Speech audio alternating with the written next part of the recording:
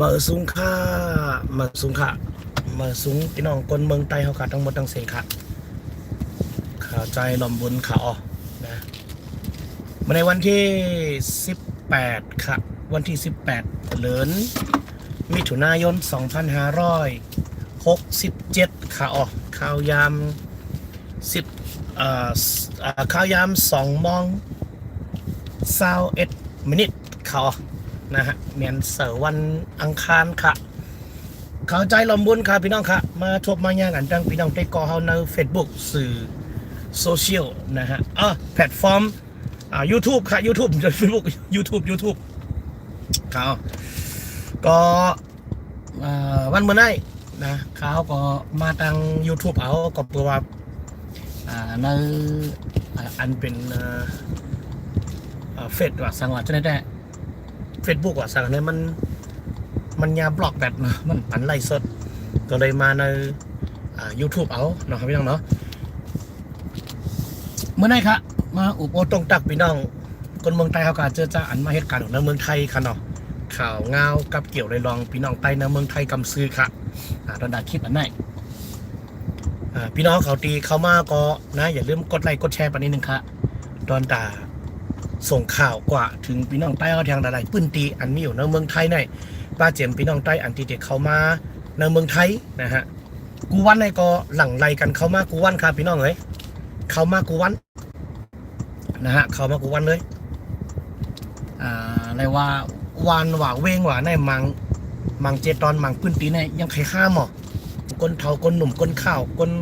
วัยกลางคนจะเนี่ยเล่กันเขามานะฮะก็เบอร์สายงายเงาไล่การวันการเมืองไปนิ่มไปเศร้าเฮนะฮะอย่าผืดลองหากินหาแย่มเฮนะฮะให้ไรเข้ามาดังไรกันเข้ามาถาดไหว้ขนมพี่น้องเจอได้เขาคาก่อนหลุดระยำห้าพระนะมันเป็นปลายเหตุมันขนมกอบสังเลยมีก้นปลายล่ะกอบสังเลยมีก้นผาดวันผาดเมืองล่ะเนี่ยอันนี้มันเป็นปลายเหตุมันหากันเนาะก็เปิดต้นเหตุมันนั่นแกดเคไล่เอาห่มล้มไล่ปันตังหลอดเพไล่นั่นน่ะเนาะมันก็จังไรว่าปอบเป็นว่านะฮะสายไงเงาไล่ลองก้นผัดวันผัดเมืองนะฮะ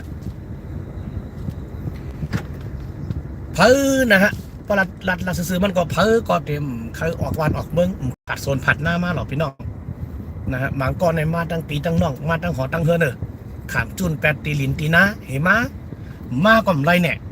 นะฮะของเอาต้มรอดขั้นเนี่ยพี่น้องว่าเก็บเคสตัวเก่าไรขั้นเนี่ยนะฮะจำเป็นต้องมานะฮะมาเนี่ยก็มังเจอก็หลอดเพนะฮะมังเจอก็ถึงที่ถึงตั้งมังเจอก็มาไรเรือน2 เดือนขึ้นปอกมือขึ้น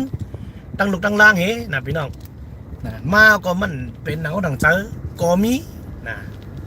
เจอในแต่ว่ากันนะฮะเพราะว่าจัดปันเผอมันนะฮะมันเมียนพองตีเข้าคาดักหลุดไล่เอาตัวรอดทั้งเผอมันนะถูกไล่เอาตัวรอดทั้งเผอทั้งมันอันนั้นเป็นเรื่องเต้คำเดียวฮะนะกับเหลียวเผอกลมใจเผอไล่นะการวานการเมืองจุ่มซึกจุ่มยิบกองเตะเอาห่มล้มปันเตะจอยแถมปันกูก้อนก้มไล่อันนี้เราซื้อนะอย่าเป้ว่าเตะจอยแถมปันก้นวันก้นเมืองคาละตอนหนังมุกจุ้มนะฮะเจอจ้าอันเตะมาแกะเคเขานั่นอันเขามุงมองว่าเตะมาแกะเคเขานั่นเขาก็ยังเอาตัวรอดนะฮะก็เพราะนั้นกาปานย่ำในเป็นกาปานจอยแถมตัวเก่านะฮะอยู่บ้านเขาเมืองเขาพ่องหรืออะไรก็ต้องเข้ามาต้องมาเอาตัวรอดตั้งหนานะฮะมาเอาตั้งนาว่านะครับพี่น้องนะมันเป็นจังไหนคะนางร้ายเลยว่านะฮะณวันเมื่อไหร่นะฮะเจอจ้าอันผัดวันผัดเมืองมาเหมามีอยู่วันเป็นเมืองเปิ้นนะฮะว่าจะเป็นเมืองเขเมืองตะกว่าตั้งเมืองฝรั่งก็มีนะฮะตั้งเมืองสิงคโปร์จะไหนคนหนุ่มคนสาวนะฮะจุบเซียนอันตาหาเตเลียเพนอยู่จันจอมออกโฮงเฮียนออกจันจอมนะฮะกว่าเมืองเขกำพองมาเมืองไทยกำน้ำกว่าตั้งเมืองสิงคโปร์ มาเลเซียญี่ปุ่นก็มีฮะจอมในปอฮามอ่ะนะลูกตีก้นโหปากโหเฮงเฮแล้วย้ำแน่ลูกอ่อนเจ้าจ้าอันคืนเฮียนอยู่ในจันจอมเมืองใต้เขาเนี่ยมีถึงเศร้าก้อเมื่อเดือนนี้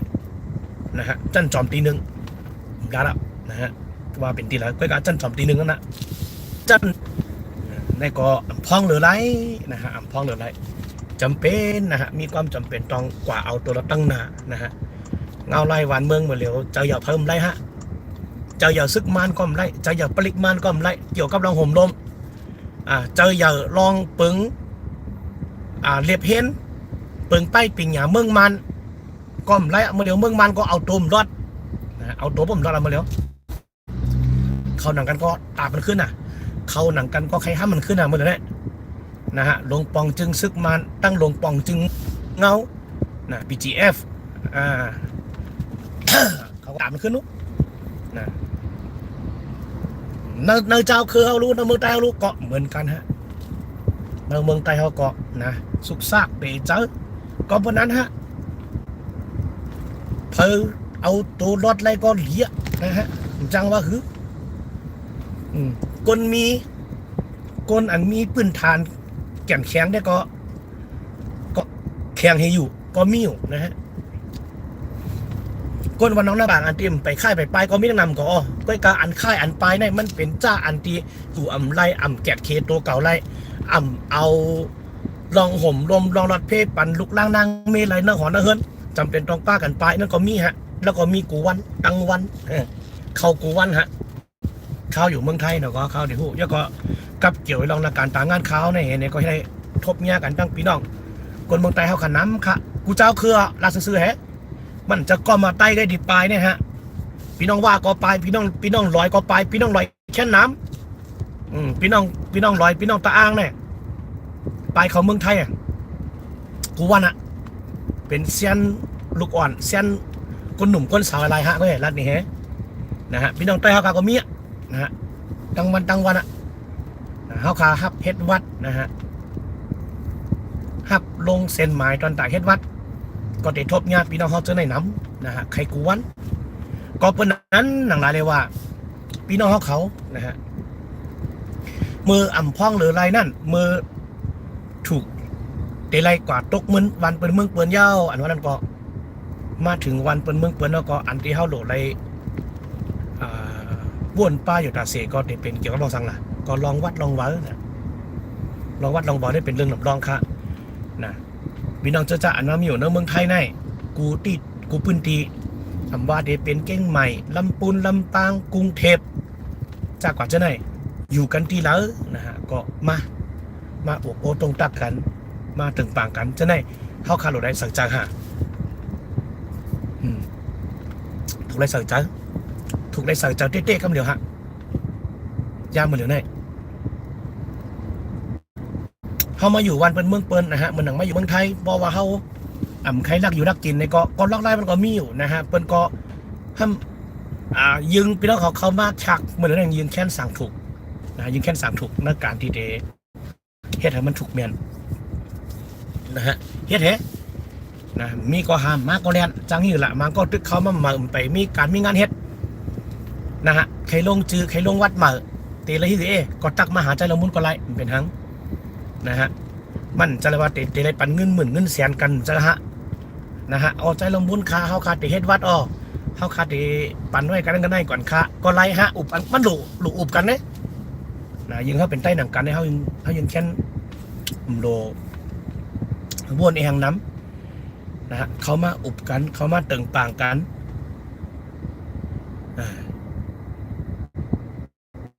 ผู้อยู่นะฮะว่าเขาลูกตีไม่มาหาตีกัดเนาะพี่น้องเนาะ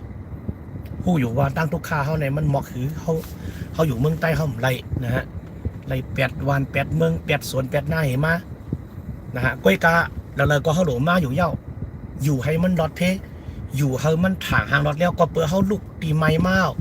อย่าไปให้อะไรมาทบตั้งไม่ตั้งนาแทงเขาแต่ไรหือนะฮะเจ้าอยู่ก้อยใจลมบุญเนี่ยมันเป็นโบรกเกอร์มันเป็นนายนานะมันก็ว่าอะไร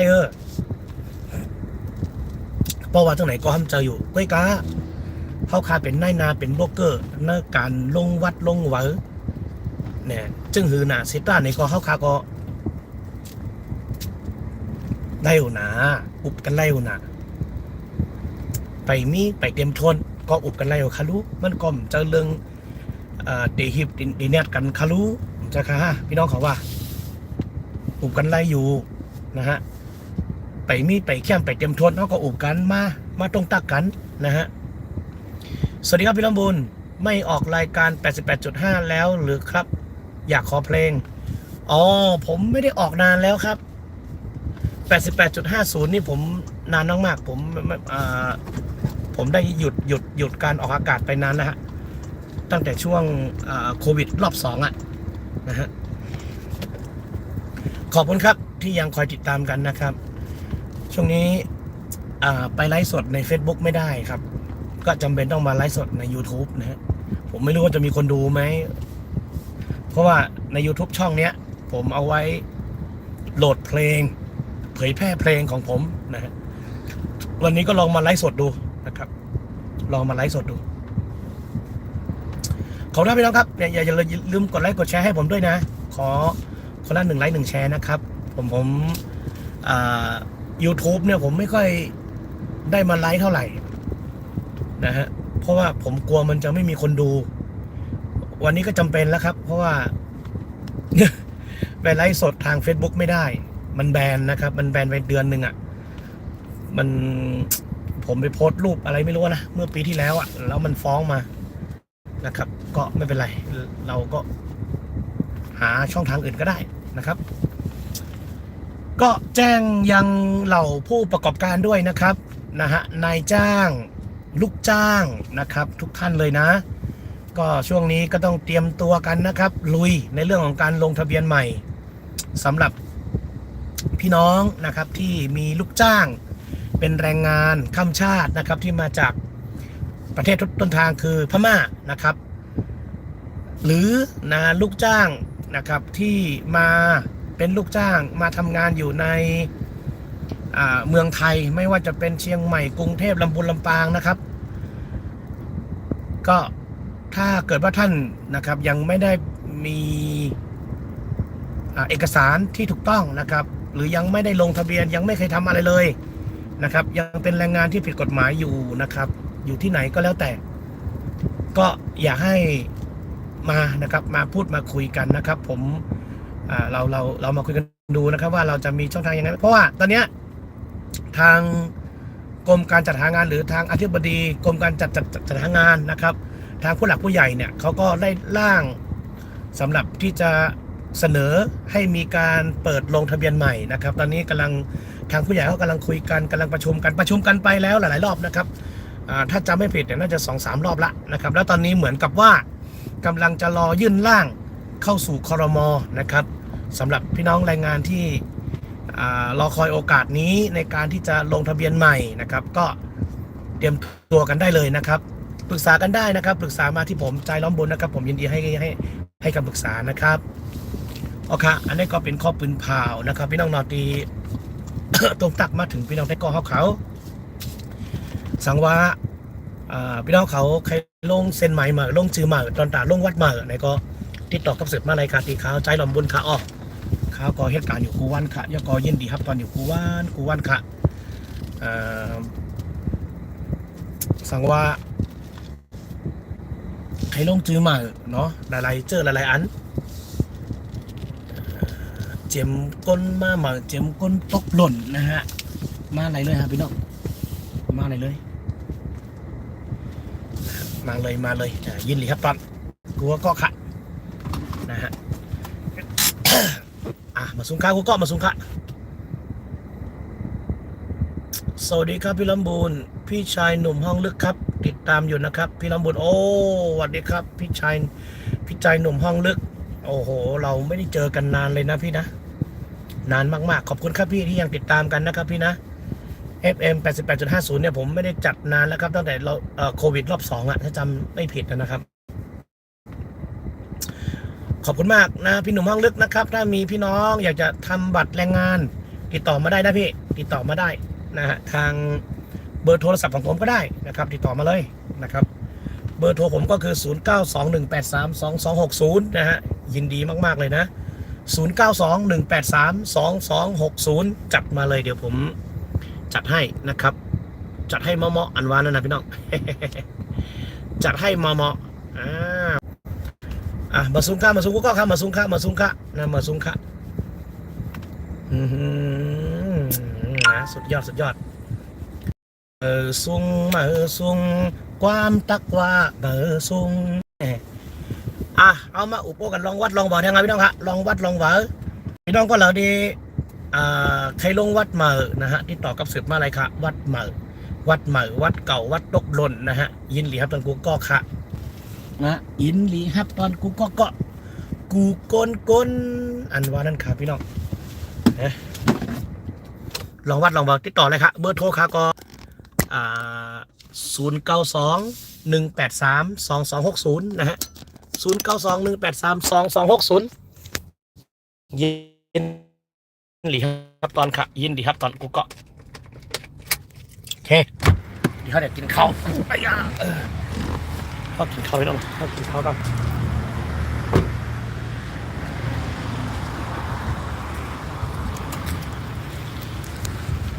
กะกินข้าวรอกินข้าวให้อบกันครับพี่น้องเลย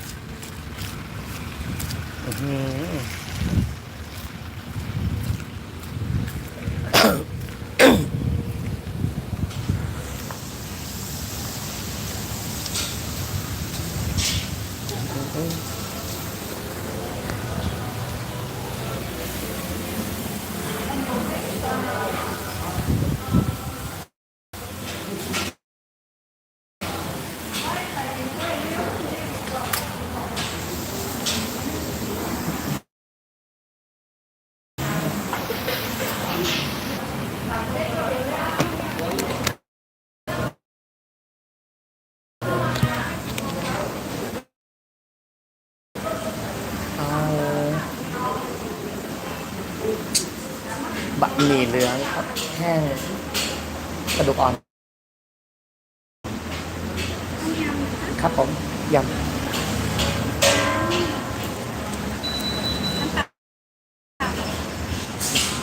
โอเลี้ยงครับโอเลี้ยง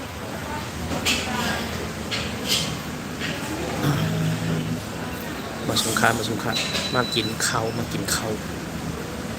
อร่อยสุดยอด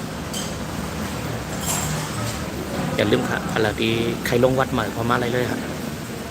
วัดใหม่วัดตกหล่นนะฮะยินดีครับตอนทุกกองครับตึงเดี๋ยวเขาพามาสวัสดีครับพี่ลำบูนสวัสดีครับผมคุณสวัสดีครับเช่นกันครับขอบคุณครับที่มาแวะนี่ครับกินข้าวครับกินข้าวโอ้โห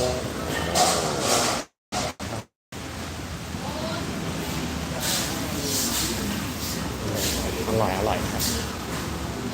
อร่อยนะเนี่ยเป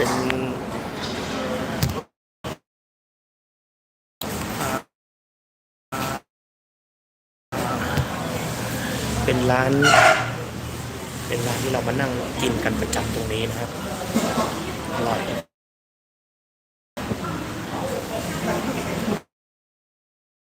ี่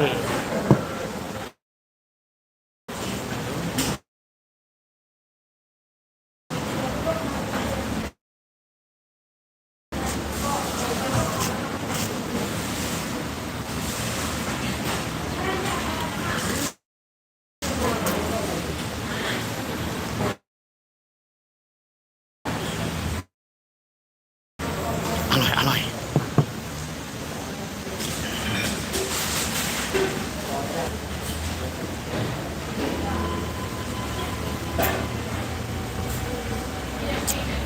อย่าลืมนะครับพี่น้องเราผู้ประกอบการนายจ้างลูกจ้างนะครับเตรียมตัวใครไม่เข้าใจอะไรยังไงก็ติดต่อสอบถามเข้ามาได้ครับ